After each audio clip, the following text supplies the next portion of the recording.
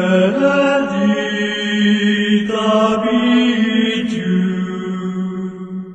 sapientia, Elicarus, loquetur indicium, beatus vigui, salve tentatione.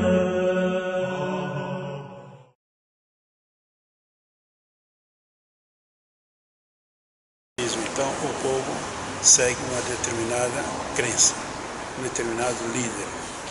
Cristianismo, a própria palavra diz Cristo. Então, esse povo segue o líder que é Jesus Cristo, prometido desde o começo da humanidade com nossos pais, com nossos pais Adão e Eva.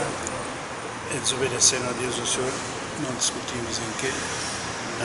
E aí foram expulsos do paraíso, do lugar do Éden, lugar junto de Deus, para depois voltar para lá, pelos seus próprios merecimentos, ajudados para a morte do Cristo.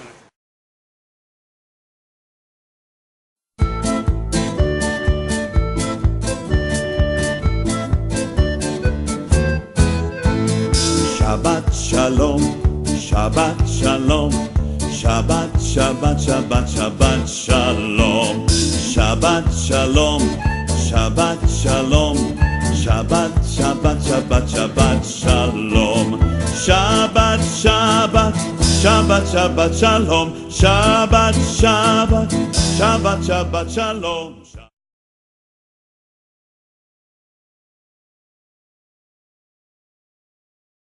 O judaísmo é a primeira religião que foi, não se diz fundada, foi formada. O judaísmo, desde Abraão, desde o tempo de Abraão, era o judaísmo que se controlava tudo, se cuidava. E muitos dos outros povos que viviam naquela época já sumiram, já desapareceram, e o judaísmo continua por vários séculos, continua firme, porque a pessoa tem uma convicção, tem uma fé em Deus e quer continuar vivendo e quer continuar fazendo essa religião progredir.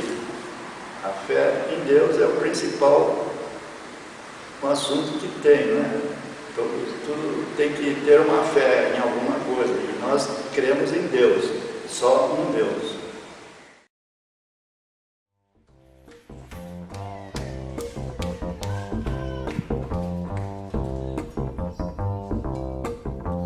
Zumba benguela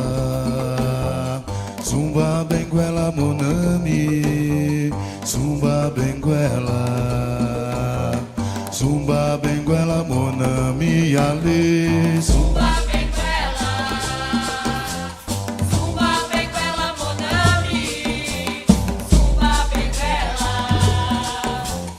zumba benguela monami. Eganda, zumba benguela.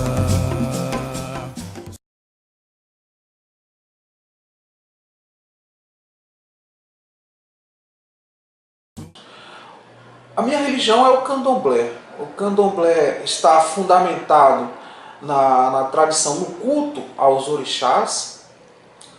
Orixás que aqui no Brasil está sincretizado, foi durante muito tempo, por questões históricas, acabaram sendo sincretizados com os santos católicos. Então cada orixá tem um correspondente na Igreja Católica. Mas, na verdade, por que se fez esse sincretismo? Esse sincretismo foi promovido na época por uma questão de sobrevivência do candomblé. E o que eu chamo também, um termo que não é meu, que eu uso o termo trampolinagem. Uma trampolinagem que o negro escravo encontrou para poder cultuar os seus deuses, no sentido de enganar o Senhor. A missa é a renovação da vida do Cristo no mundo. Então a missa começa uma entrada inicial em nome do Pai, do Filho e do Espírito Santo. Começamos a missa em nome de Deus. Depois a gente lê um pedaço da Bíblia do Antigo Testamento, antes da chegada do Cristo. Mais um pedaço da Bíblia chamada Segunda Leitura, que é depois de Cristo, explicação de algumas coisas próprias da pregação do Evangelho de Cristo. A segunda leitura é feita pelos apóstolos ou outros que não são apóstolos. E aí então entramos na missa. Primeiro, então vamos ler um pedacinho daquilo que o Jesus Cristo ensinou, que é o Evangelho.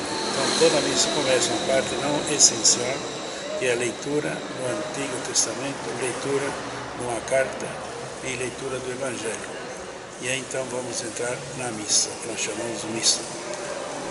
Na missa tem a entrada das ofertas, a oferta do pão e do vinho. A missa é a representação, a renovação da vida de Cristo. Lá, a certa altura, ele tomando um pedaço de pão na mão e um pouco de vinho, disse: "Isso que eu tenho na minha mão sou eu." Para nós é difícil de acreditar, mas acredito na palavra de Cristo, sim. Assim como ele disse: "Isso sou eu acredito em tudo mais que ele ensinou." Sou eu porque tomai e comei. Deixou-se ficar em alimento e fortificando. Então, tem a comunhão, onde os fiéis participam da comunhão, que pode ser somente na hóstia, ou somente no vinho, ou em ambos. Não se faz em dupla espécie porque é muito incômodo. Só se faz em duas espécies, pão e vinho, quando é menos gente. Mas quem comunga na hóstia, comunga Cristo inteiro. Não tem divisão, comunguei o corpo ou comunguei o sangue, comunguei o Cristo inteiro. É a comunhão onde, se não houver comunhão, não houve missa. Então a missa tem que terminar com a morte de Cristo e a ressurreição de Cristo, que é a comunhão. O serviço na sinagoga é toda sexta-feira à noite e todo sábado pela manhã. Todos participam, tem um razão, é um cantor que puxa a reza, e todos acompanham e participam também. É uma coisa bem normal, nada de muito diferente de outras coisas, só que tem a nossa reza que é pela Torá. Acompanha no sábado pela manhã, acompanha-se a leitura da Torá durante o ano todo. Então, como essa época agora de Ano Novo, a leitura da Torá está chegando ao final. Depois do Ano Novo, é um rolo, todo volta ao começo para começar novamente a mesma leitura no próximo ano. Cada semana tem um capítulo próprio, já marcado, já definido, que deve ser lido naquela semana e na outra, e vai seguindo assim, até o final do ano, como está sendo agora. Então, aqui no Brasil, o candomblé acabou sendo o quê? A junção de diferentes elementos também da África, né? Então, em nenhum país da África, a gente, nas pesquisas nossas, nós percebemos que não tem o conjunto de orixás que nós temos aqui no Brasil. O que são orixás? A gente acredita que cada ser humano traz esse ancestral divinizado, que em um tempo teve um momento histórico que viveu na Terra, e por ter feito e ter bons feitos, ele acabou sendo divinizado e retorna agora no processo que a gente chama de incorporação. Nós incorporamos, algumas pessoas, alguns adeptos do candomblé incorporam os orixás. Então, o culto, como eu falei, o xirê, forma rodas para se dançar. Naquele momento se canta para cada um dos orixás, começa se cantando para o primeiro orixá que nós cultuamos, para dar permissão para que tudo ocorra bem, que é Exu. Exu foi muito aqui no Brasil e em outros lugares, ele é muito caracterizado como diabo, e não é. Exu é caminho, é o orixá, é o santo para nós que abre todos os caminhos, é o santo da encruzilhada. Então o culto começa cantando, rezando-se para Exu, depois Ogum, que é o senhor do ferro, Oxóssi, que é caçador, o senhor das matas, né? Aquele que proveu, o deus da fartura. Aí depois vem Oxum, a deusa da beleza, a deusa da sensualidade, também para as mulheres que querem se casar, normalmente busca na Oxum, ou o homem também, busca na Oxum essa proteção. Então, o culto se dá, antes do culto público, nós damos comida a todos os orixás, num processo que nós chamamos de orô. O orô é reservado apenas àqueles que são iniciados. O orô é uma celebração que antecede o ritual público, a festa, o xirê. E o orô não é secreto, mas ele é reservado apenas a quem é iniciado. E dependendo até do grau de iniciação da pessoa, a pessoa não pode participar. Eu sou a igreja. A igreja não é esse templo, esse barracão aqui, não. Igreja é a comunidade. Então, desenvolvimento cristão da igreja, eu vou procurar ser feliz no cumprimento da religião que eu tenho. Assim como o católico é feliz no cumprimento da religião que tem do Cristo, outras religiões também são felizes no seguimento da religião que eles conheceram que tem. Quando a gente fala cristão, nós incluímos também todos os crentes protestantes, que cristão é aquele que segue Cristo. Tá? O protestante, o crente também segue Cristo. Ele é cristão também, tanto quanto católico. Somente a diferença é que nós temos uma igreja constituída pelo próprio fundador do cristianismo, pelo próprio Cristo, a igreja católica, apostólica, que vem lá dos apóstolos, universal, nossa, no sentido certo, mundial. Não é essa igreja que se diz universal para enganar os outros, não. Tá? Então a tua pergunta é o desenvolvimento. Eu procuro a felicidade na minha vida, fazendo aquilo que eu quero, por isso me esforço para isso mesmo, com sacrifício, porque acredito que fazendo aquilo que Cristo ensinou no Evangelho, eu vou ser feliz tanto nesse mundo, mesmo na hora do sofrimento, mas vou ser feliz porque tenho uma meta, e vou ser feliz mais ainda na outra vida. E os fiéis não têm segmento, o fiel participa semanalmente, reza, faz as suas festas, suas homenagens aos parentes, tudo, durante o ano todo, mas é fiel, continua sendo fiel, continua participando, normalmente sempre assim. Não tem diferença, mais estudo ou menos estudo. A pessoa participa e reza porque gosta daquele serviço. Todos gostam, todos que vêm aqui gostam. Em Santos, atualmente, são poucas famílias, tem mais ou menos umas 100, 150 famílias. Mas os que participam da reza normal, semanalmente da sinagoga, são poucos, são uns 20 mais ou menos. 20 a 25, depende da época.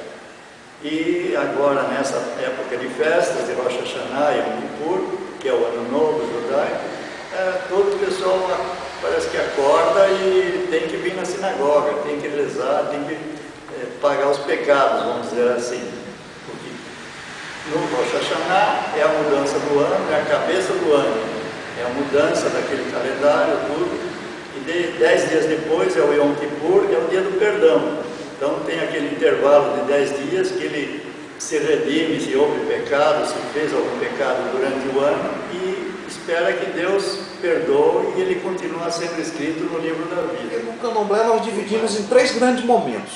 Primeiro, a iniciação, quando a pessoa entra para a nossa religião, propriamente dito, com o processo de raspagem de cabeça, onde ela recebe os fundamentos ou o axé no corpo dela.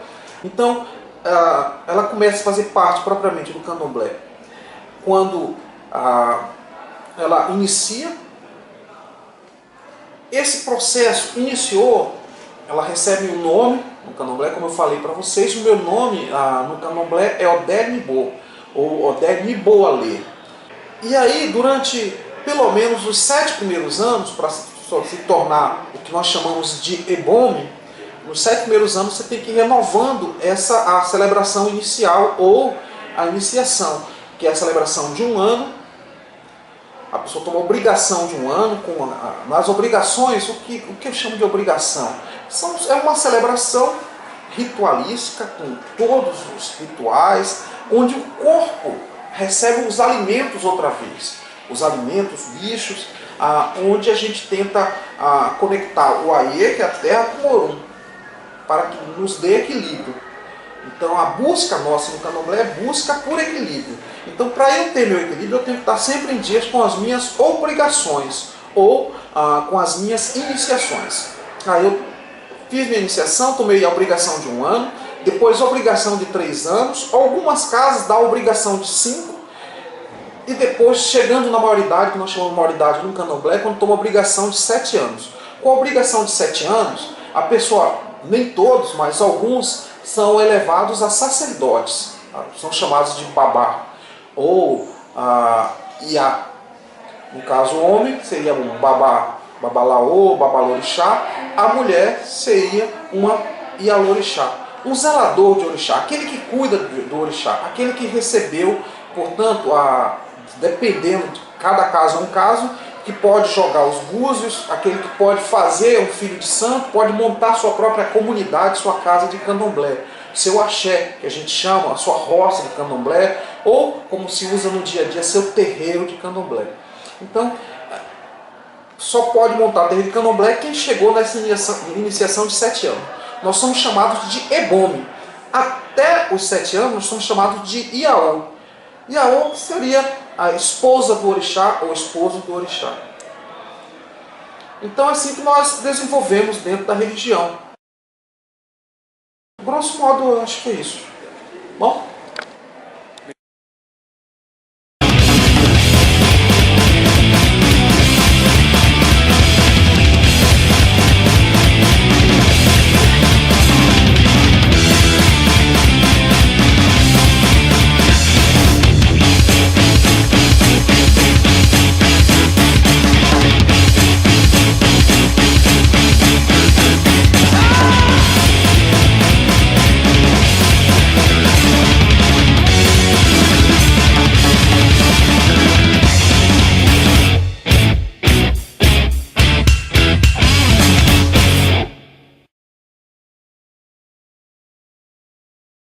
A religião acaba sendo o elo importante para manter viva as tradições africanas no Brasil. Em Casa Grande Senzala, Gilberto Freire já dá algumas pistas sobre isso, né?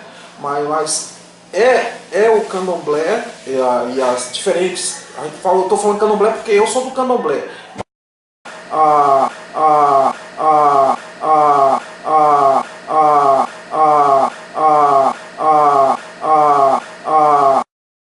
Em Casa Grande Senzala, Gilberto Freire já dá algumas pistas sobre isso, né? Mas é o candomblé e as diferentes... Eu estou falando candomblé porque eu sou do candomblé, mas quando eu falo